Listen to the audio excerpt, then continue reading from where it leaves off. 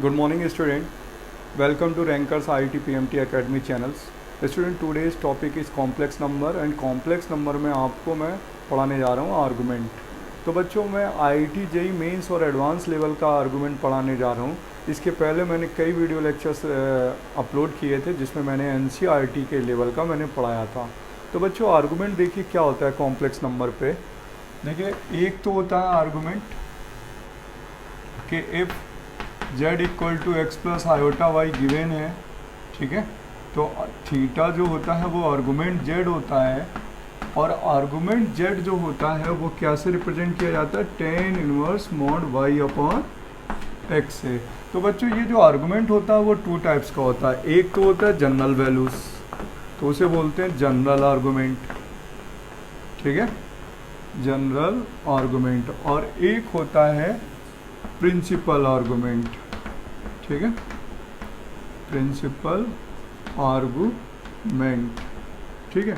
अब बच्चों जनरल जो होता है वो उसमें थीटा जो होता है आर्गूमेंट जेड जो होता है उसे हम लिख सकते हैं 2k पाई, ठीक है, प्लस थीटा. क्या लिख सकते हैं, 2k पाई प्लस थीटा लिख सकते हैं, ठीक है बच्चों. Where k belongs to integers, where k belongs to integers, यानी हमें जनरल वैल्यूज़ लिख सकते हैं. और जनरल वैल्यूज़ का मतलब है बच्चों इसमें किसी भी फॉर्म से लिख सकते हैं, कितने के बीच में, ठीक है.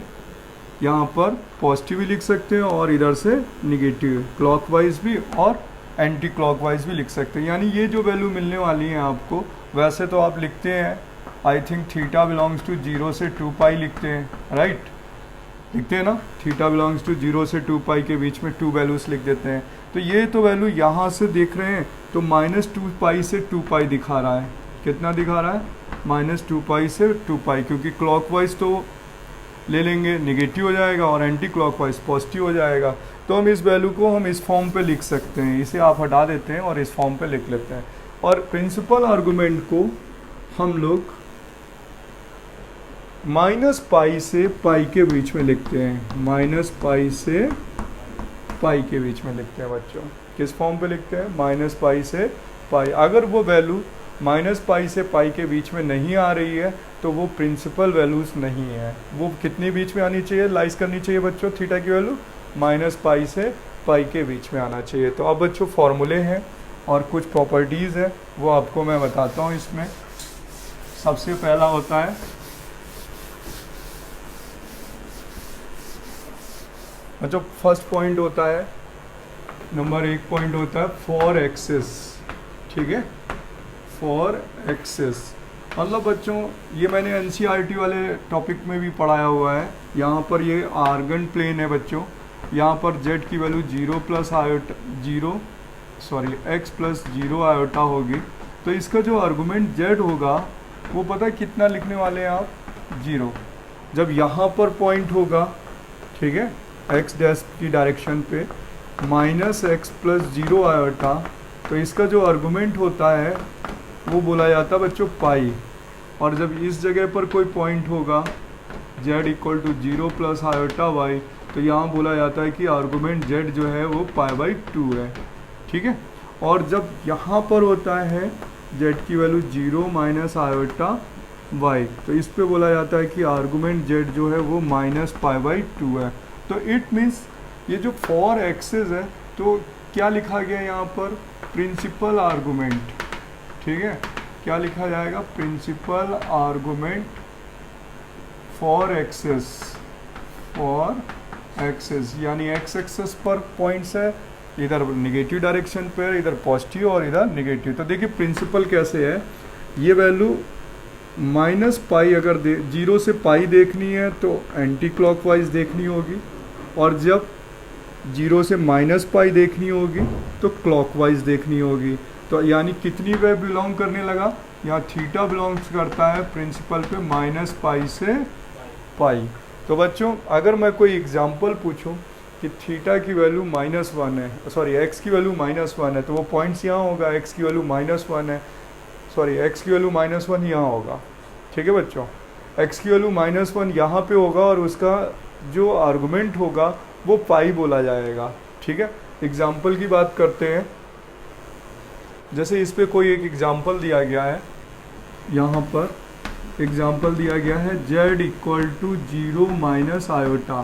तो इसका आर्गुमेंट z देखना है तो हम लोग कैसे देखेंगे, थीटा। बच्चों देखिए -0 माइनस आयोटा किस जगह पर होगा, यहाँ पर होगा। तो इसका कितना आर्गुमेंट लिखने वाले हैं, -π/2 आंसर। तो ये 4 एक्सिस है बच्चों। फिर दूसरा पॉइंट होता है, बी होता है principal argument. Principal argument for quadrant, for quadrant. ठीक है, क्वाड्रेंट का मतलब बच्चों आर्गन प्लेन पर। ठीक है, कोऑर्डिनेट प्लेन पे नहीं। ठीक है, किस प्लेन पर, आर्गन प्लेन पर। यानी यहाँ पर कौन सा प्लेन लिया जाता है, आर्गन प्लेन लिया जाता है बच्चों। तो आर्गन प्लेन पे अगर हम लोग पॉइंट्स लेंगे तो देखिए सुनिएगा, यहाँ पर फर्स्ट क्वाड्रेंट के हिसाब से देखा जाएगा तो यहाँ होता है z की value x plus iota y। ठीक है, इसका आर्गुमेंट z जो होगा वो थीटा होगा, और थीटा की वैल्यू होती है बच्चों tan inverse mod y upon x। तो यानी जब फर्स्ट क्वाड्रेंट पे होगा तो उसका आर्गुमेंट z कितना होगा, थीटा। और जब फोर्थ क्वाड्रेंट पे होगा तो x माइनस आयोटा y होगा, और इसका आर्गुमेंट z बोला जाएगा माइनस थीटा। क्या बोला जाएगा बच्चों, माइनस थीटा। फर्स्ट क्वाड्रेंट के लिए थीटा, ठीक है, इसके लिए माइनस थीटा। सेकेंड क्वाड्रेंट पे जब होगा तो x माइनस आयोटा y होगा। तो प्रिंसिपल वैल्यू की वजह से बोला जाता है आर्गुमेंट z जो होता है यहाँ के लिए पाई माइनस थीटा। क्या होता है, pi minus theta, where theta is tan inverse mod y upon x। तो बेटा थीटा की वैल्यू यहाँ लिखी हुई है tan inverse mod y upon x। और जब थर्ड क्वाड्रेंट पे होता है minus x minus iota y, तो आर्गुमेंट z जो होता है वो होता है माइनस पाई प्लस थीटा। ठीक है बच्चों, यानी इसमें थीटा, यहाँ माइनस थीटा, यहाँ पाई माइनस थीटा, यहाँ minus pi plus theta, where theta की value tan inverse mod y upon x। तो बच्चों इस पर क्या ये एक्सेस है, मतलब आर्गन प्लेन के एक्सेस हैं x और y। कोऑर्डिनेट प्लेन नहीं होता बच्चों, आर्गन प्लेन होता है, x और y कार्टेशियन फॉर्म की तरीके वर्क करता है। और ये प्रिंसिपल आर्गुमेंट है फॉर क्वाड्रेंट यानी आर्गन प्लेन पे। तो यहाँ फर्स्ट पॉजिटिव है, यहाँ पॉजिटिव नेगेटिव है। तो यहाँ पर थीटा की वैल्यू आपने नोट करी कि tan inverse mod y upon x होता है। तो जो प्रिंसिपल आर्गुमेंट होता है वो कितना होता है, माइनस पाई से पाई। और यहाँ पर भी बच्चों जितनी भी वैल्यूज बिलोंग करेंगी वो कितना बिलोंग करेंगी, माइनस पाई से पाई। बट जनरल वैल्यूज जो होती हैं वो किसी भी रोटेशन पे आ सकती हैं, -2 पाई से 2 पाई भी आ सकती हैं, इसके अबव भी हो सकती हैं। ठीक है, वरना वैसे वो लाइज करती हैं 0 से 2 पाई भी और -2 पाई से 2 पाई। ठीक है बच्चों, वो जनरल वैल्यूज पे होता है। अब इसका एग्जांपल बताते हैं आपको।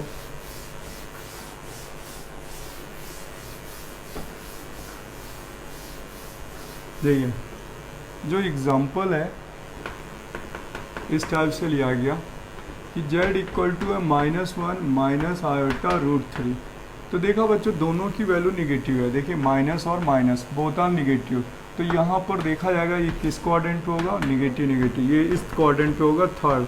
तो यहाँ पर हमने देखा कि इसका आर्गुमेंट क्या होता है थर्ड क्वाड्रेंट के लिए, थीटा क्या होता है, माइनस पाई प्लस थीटा होता है। माइनस पाई प्लस थीटा की value tan inverse mod -√3 upon -1। तो वैल्यू आ गई -1 प्लस tan इनवर्स, और यहाँ पे आ जाएगा बच्चों √3, और √3 की वैल्यू होती है π/3 tan पे। तो आंसर आ गया -2 π/3। तो बच्चों ये जो वैल्यू है -2 π/3 कितना बिलोंग कर रही है, माइनस पाई से पाई कर रही है। लेकिन बच्चों जब ये पॉइंट इधर होगा थर्ड क्वाड्रेंट पे होगा, तो अगर हम इधर से देखेंगे इस टाइप से तो ये 0 है, इधर से आएगा -2 π/3। लेकिन अगर हम इस पॉइंट की लोकेशन इस तरफ से देखते तो कितना आता है 240, और 240 क्या इसके बीच में आता है, डज नॉट बिलोंग्स टू। तो इधर से आता है 4 π/3 आता बच्चों, इधर से कितना आता 4 π/3। तो 4 π/3 इसकी जनरल वैल्यू होगी, 4 π/3 इसकी जनरल वैल्यू होगी। बट प्रिंसिपल वैल्यू कितनी होगी, -2 π/3। मैंने बताया था 0 से पाई इधर देखना होता है और 0 से -पाई क्लॉकवाइज देखना होता है, और 0 से प्लस पाई एंटी क्लॉकवाइज, और 0 से माइनस पाई क्लॉकवाइज देखना होता है। और यहाँ पर अगर प्रिंसिपल पूछता है तो -2π/3 है, ये इसकी वैल्यू प्रिंसिपल वैल्यू है बच्चों। और अगर जनरल वैल्यू पूछता तो हम इधर से फाइंड आउट कर लेते, कितनी आ जाती है, 2π से 2π/3 माइनस कर देते तो बनता 4π/3। तो यानी इसकी जनरल वैल्यू आ रही है 4π/3। तो हम लिख सकते हैं इसके अंदर कि प्रिंसिपल वैल्यूज़ कितनी आ गई, प्रिंसिपल वैल्यू है इसकी, प्रिंसिपल आर्गूमेंट, ठीक है, वो है -2π/3। जो जनरल होती है इसकी वैल्यू जनरल, ठीक है, वो होती यहाँ के हिसाब से 4π/3, ठीक है। अब बच्चों इसकी प्रॉपर्टीज़ पढ़ते हैं, ठीक है।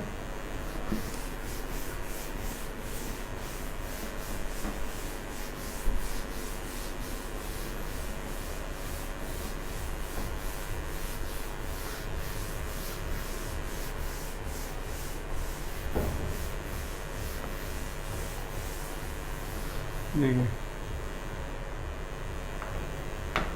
प्रॉपर्टीज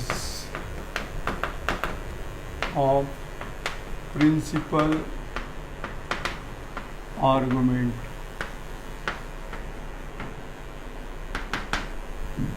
बच्चों सबसे पहले प्रिंसिपल आर्गुमेंट जो होता है और उसकी जो प्रॉपर्टीज़ होती हैं वो लॉग की तरह काम करता है।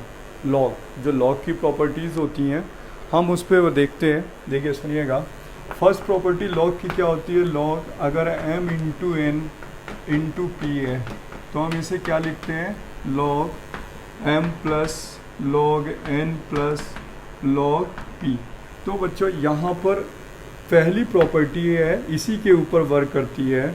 ए पॉइंट है, अगर हमें लिखा है कि argument z1 into z2, right बच्चों, तो आर्गूमेंट z1 इंटू z2 को हम लिख सकते हैं argument z1 plus of argument z2 और प्लस 2 के पाई कर दीजिए, ठीक है, फॉर सम के -1,0,1, ठीक है बच्चों। अब यहाँ से दूसरा केस लॉग में होता है कि अगर डिवाइड में हो बच्चों इस टाइप से, ठीक है, तो हम इसको लिख सकते हैं log m minus log n।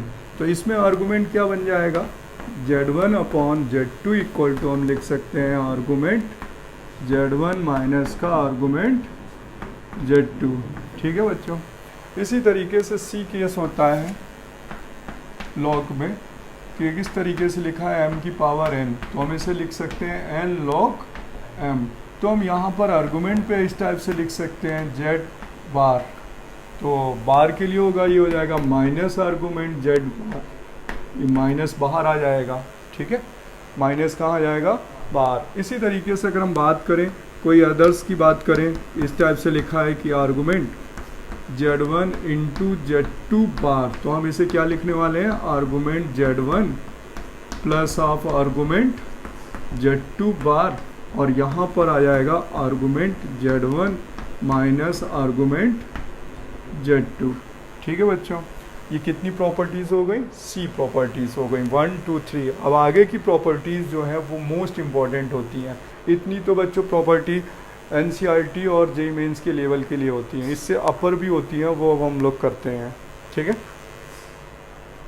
D case,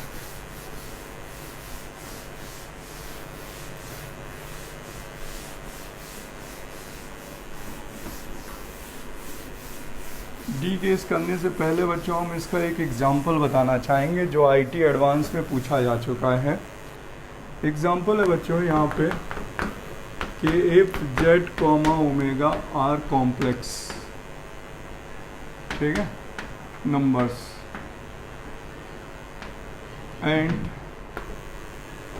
and given है mod z omega equal to 1, ठीक है, और एंड गिवन है argument z minus argument omega equal to π/2। Then find करना है बच्चों जेड बार ओमेगा इज, ठीक है। ये आईटी एडवांस का प्रीवियस ईयर्स का क्वेश्चन है और जेई मेंस में भी ये पूछा जा चुका है। तो कॉन्सेप्ट पे बेस्ड है, जितनी 3 प्रॉपर्टीज़ पढ़ाई हैं उसी पर किसी प्रॉपर्टी से बेस्ड हो रहा है। तो सबसे पहले बोल रहा है z omega are complex numbers and mod z omega equal to 1। बच्चों सबसे पहले हमने जब मॉडलेस की प्रॉपर्टी पढ़ाई थी तो उसमें बताया था कि जब मॉडलेस इनटू में लिखा हो तो ब्रेक हो जाता है। देखिए क्या ब्रेक होगा, गिवन है mod z omega equal to 1, तो ये मल्टीप्लाई में इसलिए ब्रेक हो जाएगा इस टाइप से, ठीक है। अलग अलग ब्रेक कर लिया गया। अब यहाँ पर गिवन है argument z minus argument omega equal to pi by 2। तो हम बच्चों इसे देखेंगे, अभी जो मैंने प्रॉपर्टी पढ़ाई थी लॉग वाली, उस लॉग वाली प्रॉपर्टी पे हो गया जेड अपॉन ओमेगा, ठीक है, इक्वल टू पाई बाई 2, ठीक है। अब बच्चों यहाँ पर जब हम आर्गूमेंट हटाने वाले हैं, जब हम इसमें से आर्गूमेंट हटाएंगे तो यहाँ पर लिखा जाएगा z upon omega equal to mod z upon mod omega, और साथ में लिखा जाएगा बच्चों cos pi by 2 plus iota sine pi by 2। यानी बच्चों यहाँ तो रोटेशन लग गया इस एग्जाम्पल पे। क्या लग गया? रोटेशन। कोनी मेथड भी लग गई यहाँ पे, ये कोनी मेथड है, कोनी मेथड यूज़ हुई है यहाँ पर। तो बच्चों मैं अभी आगे यही टॉपिक पढ़ाने वाला हूँ आप लोगों को, कोनी मेथड। तो अब यहाँ पर क्या हुआ, cos 90 क्या हो गया 0, ये 0 होता है। sin 90 क्या होता है बच्चों 1, तो ये 0 और आयोटा। तो यहाँ पर क्या वैल्यू आ गई हमारे पास, z upon omega equal to, अब देखिए मॉड z और मॉड ओमेगा, यहाँ से देखिए लिख सकते हैं बच्चों, ठीक है। यहाँ से हम मॉड z को क्या लिख सकते हैं 1 अपॉन मॉड ओमेगा। तो 1 अपॉन मॉड ओमेगा को हम क्या लिख सकते हैं, बात करें तो यहाँ पर मॉड जेड स्क्वायर आ जाएगा। कितना आ जाएगा, मॉड जेड स्क्वायर आ जाएगा। चलिए देखिए आ गया Z upon omega 1 upon mod omega, यहाँ पर आ जाएगा। आंसर किस फॉर्म पे गिवन है, इसके आंसर गिवन है आयोटा फॉर्म पे। तो अब बच्चों किसी भी फॉर्म पे चेंज कर सकते हैं हम इसे। मॉड जेड की जगह पे हम लिख सकते हैं 1 अपॉन दिस वन, ठीक है, और ये इसके इक्वल हो गया तो यहाँ आ जाएगा मॉड जेड स्क्वायर, ठीक है वैल्यू। और यहाँ बचा 0 प्लस आयोटा। बच्चों ये वैल्यू आ गई जेड, ठीक है, मॉड जेड स्क्वायर, ठीक है, और ओमेगा आयोटा। अब ये वैल्यू जो है मॉड जेड स्क्वायर, ठीक है, मॉड जेड स्क्वायर को हम लोग क्या लिख सकते हैं ब्रेक करके, यहाँ पूछा जा रहा है कि मॉड जेड बार ओमेगा। तो बच्चों यहाँ पर हम लिख सकते हैं इसे जेड इक्वल टू, आपने प्रॉपर्टी पढ़ी कि हम इसे जेड जेड बार लिख सकते हैं, mod z square z z bar होता है, ये जेड से जेड कट जाएगा तो जेड बार ओमेगा आ जाएगा 1 अपॉन आयोटा, और 1 अपॉन आयोटा क्या होता है माइनस आयोटा। तो इसका आंसर क्या आएगा बच्चों, माइनस का आयोटा। तो बच्चों यहाँ पर कोनी मेथड भी लग गया है। तो मैं अब नेक्स्ट आगे प्रॉपर्टीज़ पढ़ाने जा रहा हूँ जिस पे ये यूज़ होने वाले हैं, ठीक है। तो डी प्रॉपर्टी होती है बच्चों रोटेशन के लिए, ध्यान से समझिएगा, रोटेशन पढ़ने जा रहे हैं हम लोग, ठीक है।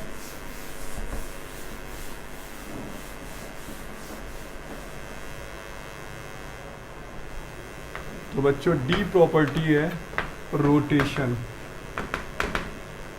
Of complex number in Argand plane, ठीक है। देखिए बच्चों इम्पोर्टेंट टॉपिक होता है, आईटी में इससे 2007 पे क्वेश्चन आया है। देखिए सबसे पहले बात करते हैं कि यहाँ पर ये एक पोजीशन है जेड और ये इसका मॉडुलस है आर, ओरिजिन है 0,0, ठीक है, ये थीटा है। तो ये कंपोनेंट ब्रेक हुआ आर कॉस थीटा यानी एक्स की वैल्यू, वाई की वैल्यू ब्रेक हुई आर साइन थीटा, ठीक है, ये 90। तो ये जेड पॉइंट होता है एक्स प्लस आयोटा वाई। तो हम इसे लिख सकते हैं आर, एक्स की वैल्यू कॉमन हो गई, r cos theta plus iota sine theta. तो बच्चों इसे यूलर लिखते हैं, हमने लास्ट वीडियो लेक्चर्स में पढ़ाया था कि ये यूलर है, तो हम इसे लिख सकते हैं आर ई की power iota theta Euler theorem से। तो जेड बन गया Z1, इसके नाम Z1 कर देते हैं, तो ये Z1 हो गया, Z1 की वैल्यू हो गई आर ई की पावर थीटा। अब मैंने बच्चों ये कहा कि ये जो लाइन है इसकी मॉडुलस है हमें आर, लेंथ पता है। अब ये जो पॉइंट है वो एंटी क्लॉकवाइज डायरेक्शन पे अल्फ़ा एंगल रोटेट हो गया। कितना रोटेट हुआ बच्चों, किस डायरेक्शन पे रोटेट हुआ, एंटी क्लॉकवाइज डायरेक्शन पे Z2 पोजीशन पे पहुंच गया यहाँ से। तो ये एंगल कितना रोटेट हुआ बच्चों, अल्फ़ा एंगल रोटेट हुआ, कितना, अल्फ़ा, ठीक है, अल्फ़ा एंगल रोटेट हुआ। तो इसकी भी लेंथ सेम है, लेंथ में चेंज नहीं है बच्चों। अभी एक ऐसा टॉपिक आएगा जिसमें ये लेंथ भी चेंज होगी, अभी लेंथ में कोई चेंज नहीं आ रहा है, यानी Z1 और Z2, यानी हम कह सकते हैं यहाँ पर कि मॉड Z1 की वैल्यू R है और इतने ही मॉड Z2 है, तो लेंथ यानी चेंज नहीं हो रही है। और दूसरा मेथड बनेगा जब रोटेशन फेल होगा तो कोनी मेथड लगेगा जब लेंथ भी चेंज हो जाएगी। तो बच्चों ये एंगल अल्फ़ा हुआ, ये थीटा, तो टोटल एंगल क्या हो गया, थीटा प्लस अल्फ़ा।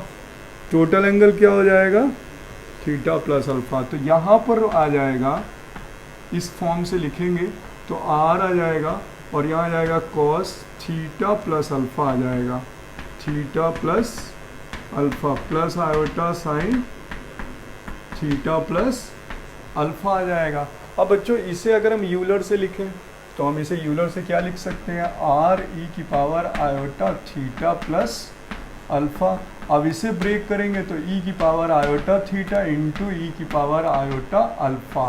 तो बच्चों ये आर पॉइंट क्या हो गया, ये आर ई की पावर थीटा Z1 के इक्वल है, तो Z1 ई की पावर आयोटा अल्फ़ा, ये Z2 का पॉइंट्स आ गया। Z2 क्या प्रूव हो गया, Z1 ई की पावर आयोटा अल्फ़ा। तो बच्चों हम सीधी सी बात कर सकते हैं कि अगर इस पे कोई बात देखते हैं, इस पॉइंट्स पे ये दिया गया है Z1 और ये है अल्फ़ा है और ये 0 0 है और ये Z2 की पोजीशन निकालनी है। अगर ये एंटी क्लॉकवाइज रोटेट हुआ, कौन सी डायरेक्शन पे रोटेट हुआ ये पॉइंट्स बच्चों, एंटी क्लॉकवाइज पे, तो अगर ये Z1 है तो इसकी वैल्यू पता है कितनी आ जाती है, Z2 equal to Z1 e की पावर आयोटा अल्फ़ा, ठीक है, एंटी क्लॉकवाइज पे। अब बच्चों इस पे दूसरा सेकंड केस भी होता है, ये फर्स्ट केस था जब एंटी क्लॉकवाइज डायरेक्शन हो, पहला एंटी क्लॉकवाइज, ठीक है बच्चों, एंटी क्लॉकवाइज डायरेक्शन पे पॉइंट्स को रोटेट किया गया। अब हम दूसरा केस करने जा रहे हैं इसी पर, बी क्लॉकवाइज डायरेक्शन पर, ठीक है, क्लॉकवाइज डायरेक्शन पे रोटेट करने जा रहे हैं। तो बच्चों देखिए यहाँ पर अगर यही पॉइंट क्लॉकवाइज डायरेक्शन पे रोटेट होता तो वो एज्यूम करते हैं हम यहाँ पे आ जाता, इसका नाम Z3 रख देते हैं, क्या रख देते हैं, Z3, ये Z1 ये Z2 और ये Z3। तो बच्चों यहाँ से ये एंगल कितना रोटेट होता, अल्फ़ा, देखिए ये Z1 से यहाँ तक अल्फ़ा गया है तो इतना जो टोटल एंगल होता रोटेट होके अल्फ़ा आता।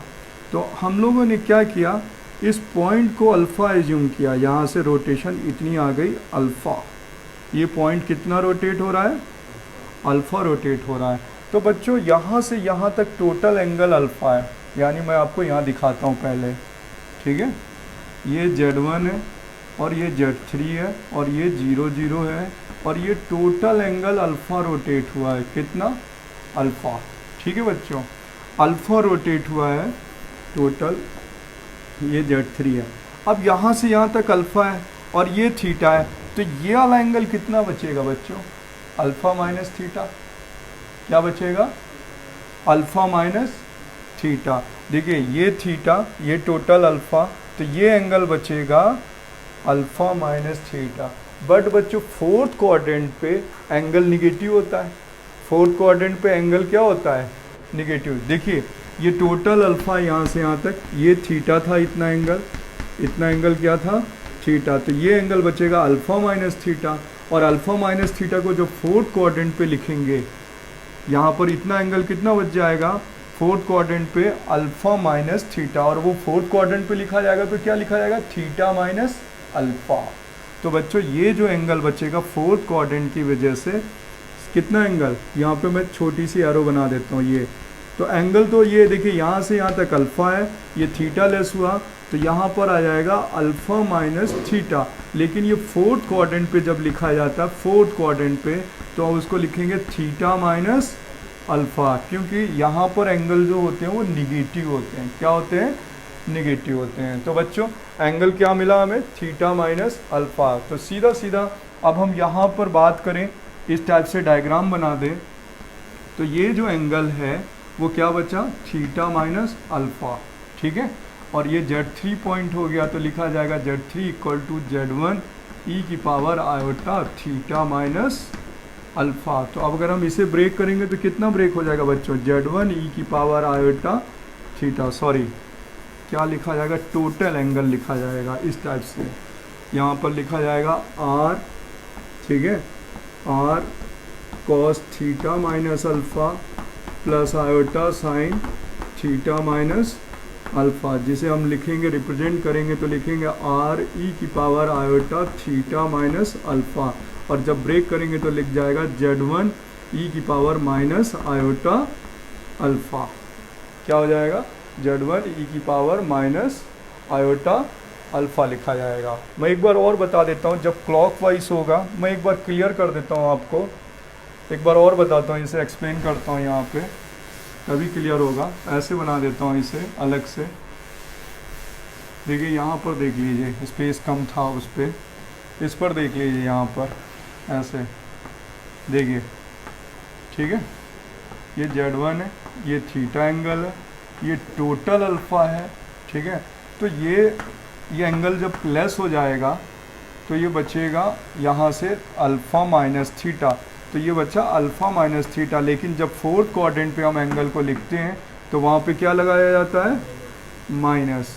तो ये Z3 की वैल्यू हो गई बच्चों, और यहाँ पे हो जाएगा R cos theta minus alpha plus iota sine theta minus alpha. तो Z3 की वैल्यू हो जाएगी R ई की power iota theta minus alpha, R ई की पावर आयोटा थीटा इंटू ई की पावर माइनस आयोटा अल्फ़ा, और ये Z1 की वैल्यू है हमारे पास R ई की पावर आयोटा थीटा। तो ये वैल्यू Z1 हो गई। तो Z3 इक्वल टू क्या प्रूव हो गया, Z1 ई की पावर माइनस आयोटा अल्फ़ा।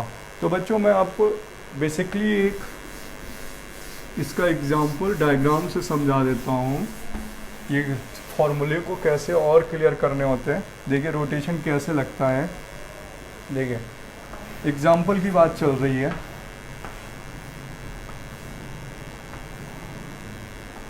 बच्चों ये यहाँ पर पॉइंट है कोई, ठीक है,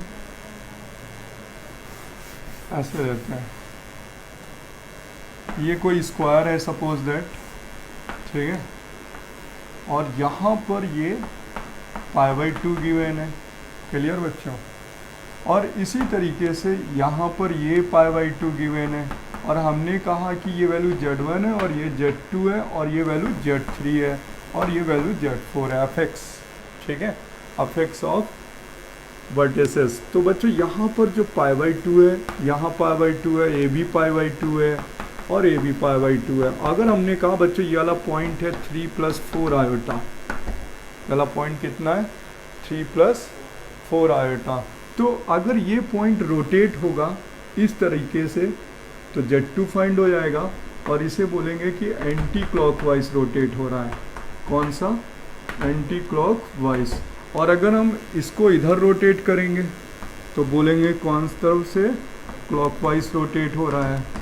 तो यहाँ पर देखो जब ये क्लॉकवाइज लिया जा रहा है, ये एंटी क्लॉकवाइज, तो डायरेक्टली अभी हम लिख सकते हैं कि Z2 इक्वल टू क्या आ जाएगा, Z1 ई की पावर आयोटा π/2, और ये वैल्यू आ जाएगी Z1 ई की पावर माइनस आयोटा π/2 आ जाएगी। अब देखिए Z2 की वैल्यू अगर पूछा जाता तो हम इसे क्या लिखते हैं, यहाँ पर Z2 की वैल्यू हो गई Z1 ई की पावर आयोटा π/2, तो Z1 की वैल्यू है 3 + 4 आयोटा, और इसे लिख सकते हैं cos π/2 plus iota sine π/2। cos 90 0 होता है, आयोटा साइन 91 होता है, तो इसमें आयोटा से मल्टीप्लाई कर दीजिए।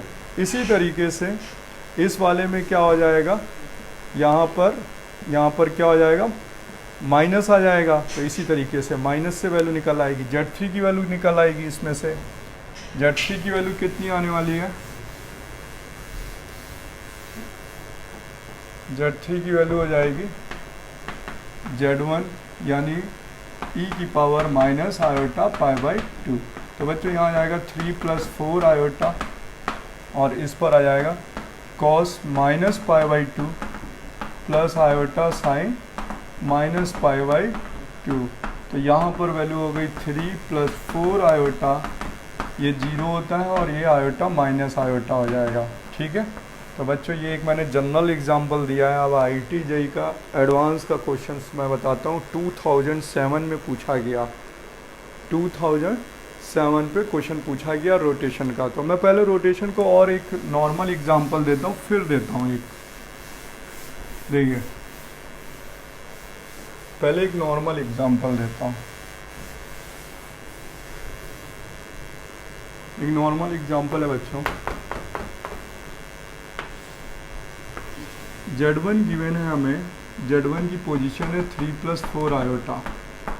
ठीक है, ओरिजिन से थीटा एंगल सबटेंड कर रहा है, और ये ओरिजिन है, और ये इनिशियल पोजीशन दे रखी है पार्टिकल की। बच्चों ये पार्टिकल की इनिशियल पोजीशन दे रखी है, तो यहाँ से क्या हो जाएगा, मॉड Z1 की वैल्यू कितनी हो जाएगी, √3² + 4² यानी 25 मॉड Z1, यानी लेंथ कितनी है, 5 है। अब ये कहता है कि इस Z1 को रोटेट कर दिया जाता है एंटी क्लॉकवाइज डायरेक्शन पे 180 डिग्री, यानी इसे एंटी क्लॉकवाइज डिग्री उस पर रोटेट किया जाता है। इस टाइप से बच्चों ले लेते हैं, ऐसे कितना रोटेट किया जाता है, 180, किस डायरेक्शन पे, एंटी क्लॉकवाइज पे। तो जब हम एंटी क्लॉकवाइज पे 180 डिग्री रोटेट करते हैं तो ये पॉइंट्स यहाँ पहुँच जाता है Z2 पर, और बच्चों इसे स्ट्रेच कर दिया जाता है 3 टाइम्स। ओरिजिन से कितने टाइम्स स्ट्रेच कर दिया जाता है, यानी जो मॉड Z2 है वो 3 टाइम्स ऑफ मॉड Z1 है, 3 टाइम्स स्ट्रेच कर दिया गया, तो 15 हो गया बच्चों।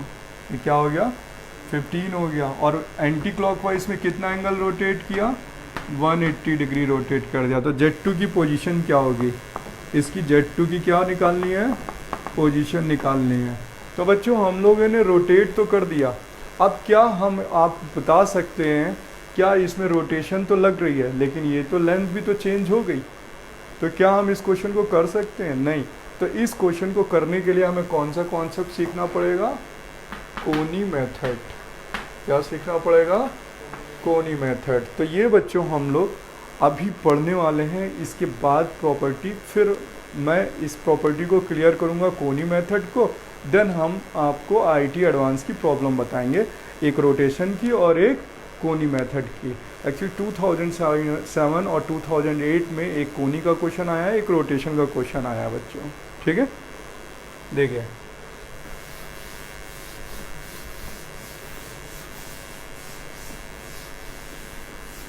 देखिए अब सबसे पहले है कोनी मेथड, D के इसके बाद है E, कोनी मेथड।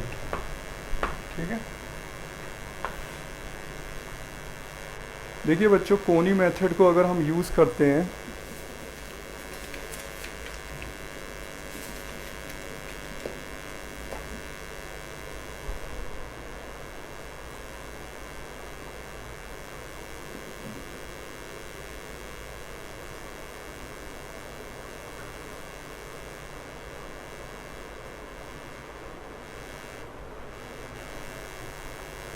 देखिए इसको हम ऐसे लेते हैं, ये x है, ये y है, यहाँ पर A पॉइंट लेते हैं, यहाँ B और यहाँ पर C।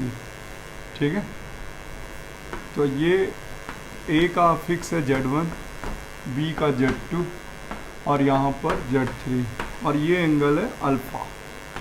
ठीक है, ये कितना है, अल्फ़ा। तो बच्चों एक्चुअल में क्या हुआ कि अगर हम इसे करना चाहें पहले कि रोटेशन क्या था, कोनी क्या था, तो देखिए सबसे पहले देखा कि AB जो है वो रोटेट हो गई है Z3 की तरफ। इसकी तरफ, Z3 की तरफ, और कितना एंगल रोटेट हुई है, अल्फ़ा। अब हो सकता है कि ये लेंथ इक्वल ना रही हो, यानी यहाँ पर AB और AC इक्वल हो भी सकते हैं और इक्वल नहीं भी हो सकते हैं। अगर इक्वल है तो रोटेशन लग जाएगा, अगर AB और AC इक्वल नहीं है तो कोनी मेथड लग जाएगा। तो बच्चों जो कोनी मेथड होता है उस पे हम लोग लिखना पड़ता है कि Z1, देखिए हम लोग आपको बताते हैं कि होता है क्या है, लिखा जाता है, एक शॉर्ट ट्रिक बता रहा हूँ, argument lateral upon earlier equal to alpha. बच्चों ये एक कॉन्सेप्ट है और ये कॉन्सेप्ट हमारा खुद का अपना बनाया हुआ कॉन्सेप्ट है कि आर्गुमेंट लेटरल अपॉन अर्लियर लेंगे, L for lateral, E for earlier, ठीक है बच्चों। और यहाँ पर अगर अर्लियर अपॉन लेटरल लेंगे तो लेना पड़ेगा आपको माइनस अल्फ़ा, ठीक है। ये कॉन्सेप्ट है बच्चों, ये कोटा में पढ़ाया जाता है इस तरीके से कि अगर आप आर्गुमेंट लेटरल अपॉन अर्लियर लेंगे तो क्या यूज़ करेंगे, अल्फ़ा, और अगर अर्लियर अपॉन लेटरल लेंगे तो क्या यूज़ करेंगे, माइनस अल्फ़ा। तो बच्चों इससे कभी क्वेश्चन रॉन्ग नहीं होता। तो लेटरल मतलब क्या है, बाद में आने वाली लाइन, और अर्लियर मतलब पहले आने वाली लाइन। तो देखिए यहाँ पर अगर हम बात करें इस टाइप से, तो ये अर्लियर है, ये अर्लियर है और ये लेटरल है।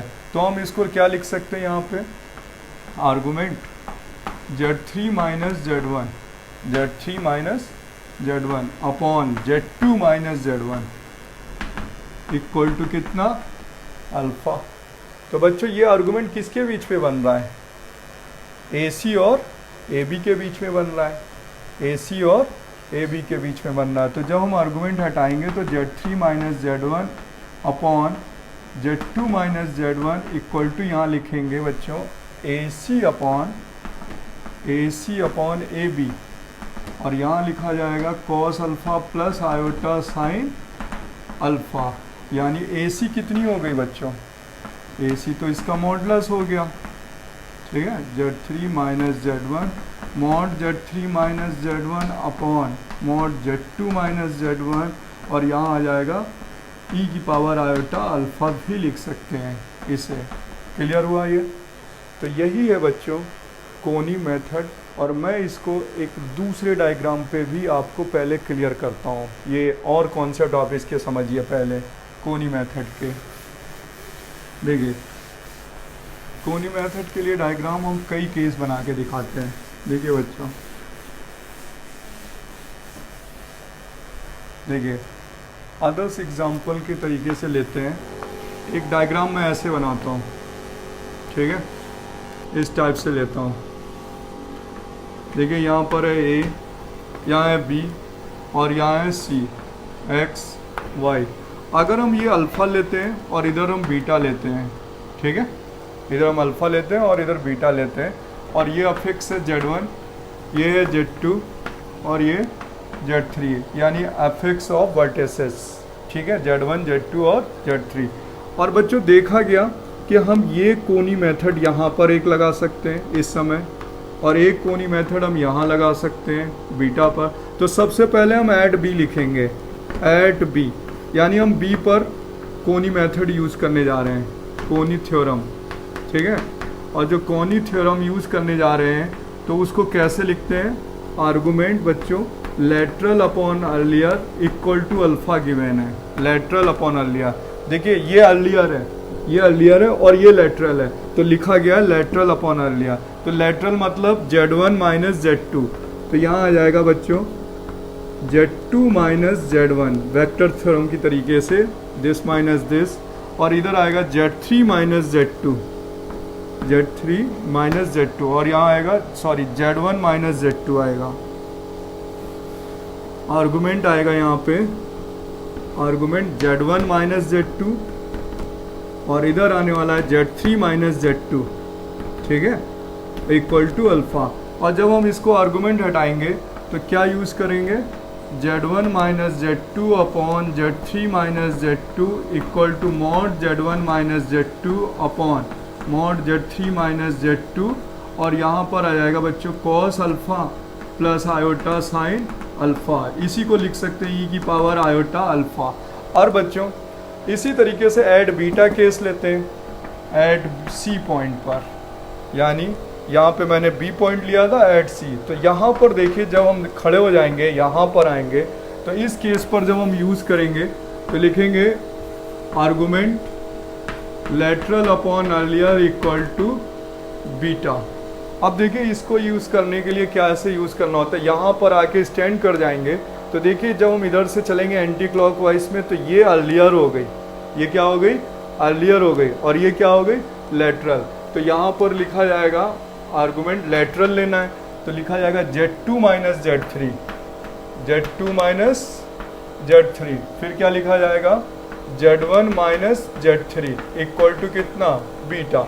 और जब हम आर्गुमेंट हटाएंगे तो क्या यूज़ करने वाले हैं, Z2 minus Z3 upon Z1 minus Z3 equal to mod Z2 minus Z3 upon Z1 minus Z3, और यहाँ पर cos beta plus iota sine beta. तो बच्चों ये है कोनी मेथड, इस तरीके से यूज़ करी जाती है। कोनी मेथड यूज़ करना आज मैं आपको बताता हूँ कि ये कंडीशन हम इक्वेटर ट्रायंगल में कैसे यूज़ करते हैं। तो बच्चों कोनी मेथड पे अभी हम एक एग्जांपल दे देते हैं, फिर आगे बढ़ते हैं, फिर हम इसके नेक्स्ट एग्जांपल नेक्स्ट लेक्चर्स में बता देंगे। देखिए सपोज दैट बच्चों यहाँ पर एक एग्जांपल है, यहाँ पर ये दिया गया है Z1 Z2 और ये Z3, और ये कोनी मेथड है 90 यहाँ पर दिया हुआ है। तो बच्चों देखिए यहाँ पर अगर हम कोनी मेथड यूज़ करते हैं और ये दी गई हमें 5 और ये दी गई है 4, ये 5 है और ये 4 है, और यहाँ पर हम एट A B और C, तो कोनी मेथड यूज़ करेंगे, कोनी मेथड, ठीक है, एट A पॉइंट पर। तो यहाँ पर क्या होगा बच्चों, आर्गुमेंट लेटरल अपॉन अर्लियर, ठीक है, इक्वल टू 90 डिग्री, ठीक है। तो ये हो जाएगा आर्गुमेंट यानी π/2 दिया हुआ है, कितना दिया हुआ है, ये π/2। तो लेटरल मतलब ये अर्लियर है, ये लेटरल है, देखिए ये अर्लियर है, अर्लियर और ये लेटरल। तो लिखेंगे Z3 माइनस Z1, क्या लिखेंगे, argument Z3 minus Z1 upon Z2 minus Z1 equal to π/2। तो यहाँ हो जाएगा Z3 minus Z1 upon Z2 minus Z1 equal to mod Z3 minus Z1 upon mod Z2 minus Z1, और यहाँ आ जाएगा कॉस π/2 प्लस आयोटा साइन π/2, ठीक है बच्चों। तो ये क्वेश्चंस मैं आगे बढ़ाता हूँ, आंसर आ जाएगा यहाँ से, यहाँ वैल्यू कितनी आ जाएगी 5, Z3 माइनस Z1 की वैल्यू है 4, तो ये वैल्यू 4 हो जाएगी, और ये 5 cos 90 0 आयोटा साइन 90, तो हो जाएगा 4 आयोटा अपॉन 5, ये वैल्यू आ जाएगी, ठीक है बच्चों। अब नेक्स्ट एग्जांपल बताता हूँ मैं, या नेक्स्ट थ्योरम बता देता हूँ पहले। देखिए बच्चे कंडीशन फॉर है, कंडीशन फॉर इक्विलेटरल ट्रायंगल,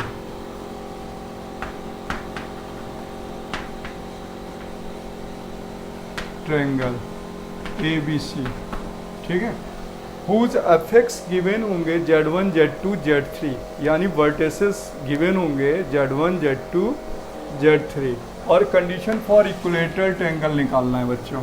देखिए यहाँ पर मैंने कोई इक्विलेटरल ट्रायंगल लिया, ये Z1 है, एफेक्ट्स Z2 है, Z3 है, ये A पर है, ये B है और ये C है, तो ये π/3 होगा, ये भी π/3 होगा, और ये एंगल भी कितना होगा, π/3 होगा। तो बच्चों इस पे हम कितनी जगह पे कोनी यूज़ कर सकते हैं, 1 2 3, कितनी जगह पे यूज़ कर सकते हैं, 3 पॉइंट्स पे कर सकते हैं, Z2 पे यूज़ कर सकते हैं, Z3 पे यूज़ कर सकते हैं और Z1 पे यूज़ कर सकते हैं। कोनी मेथड हम कितनी जगह पे यूज़ कर सकते हैं, 3। तो सबसे पहले हमने लिया एट B, फिर लेंगे बच्चों एट C पर, ठीक है। अब देखिए सबसे पहले बी पर देखिए स्टैंड करके, तो ये अर्लियर है, ये अर्लियर है और ये लेटरल। देखिए अर्लियर लेटरल, तो लिखेंगे argument lateral upon earlier equal to pi by 3। तो बच्चों यहाँ पे लेटरल क्या हुआ, Z1 माइनस Z2, तो argument Z1 minus Z2 upon Z3 minus Z2, Z3 minus Z2 और इक्वल टू यहाँ आएगा पाई बाई 3।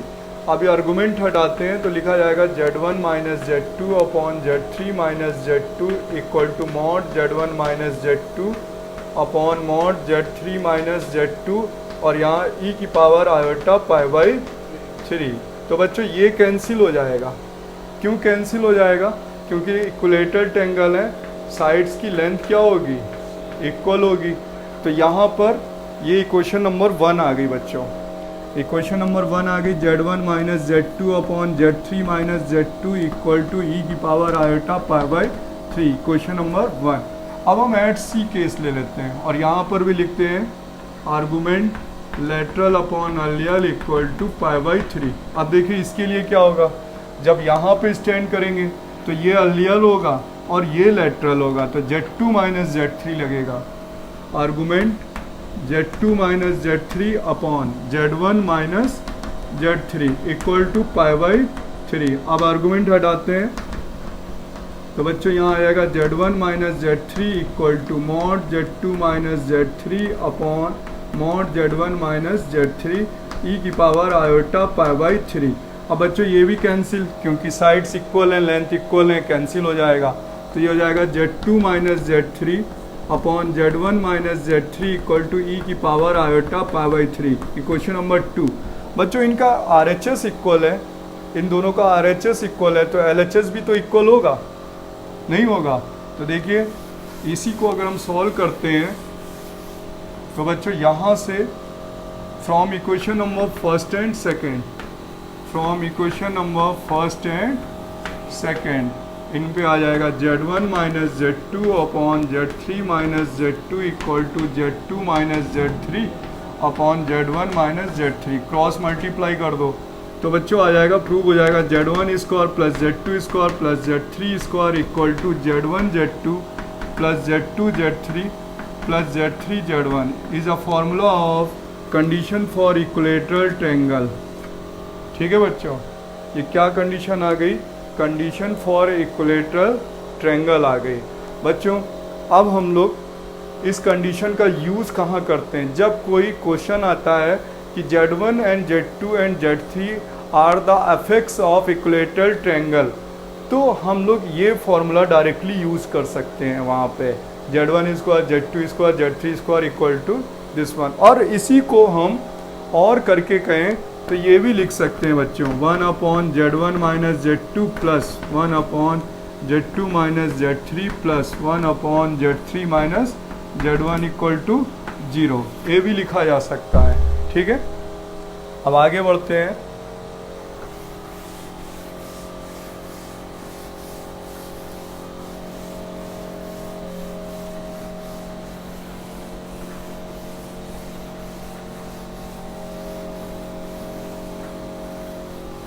देखिए एग्जाम्पल की बात करते हैं इन सभी का।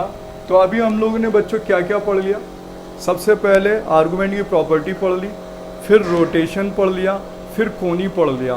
तो बच्चों इन तीनों का एग्जाम्पल आईटी एडवांस में कई बार पूछा जा चुका और जेई मेंस के हाई लेवल कॉन्सेप्ट बनते हैं। तो बच्चों हम लोग देखते हैं, यहाँ पर एक एग्जाम्पल देता हूँ पहले। देखिए यहाँ पर कोई पार्टिकल की इनिशियल पोजीशन है Z1 की 3 + 4 आयोटा फ्रॉम द ओरिजिन। ठीक है, तो बच्चों यहाँ मॉड Z1 की वैल्यू कितनी आ जाएगी, √3 स्क्वायर प्लस 4 स्क्वायर यानी 25 यानी 5। तो ये पार्टिकल की इनिशियल पोजीशन है, यहाँ कोई पार्टिकल है और उसकी ये इनिशियल पोजीशन है। ठीक है, इनिशियल पोजीशन है।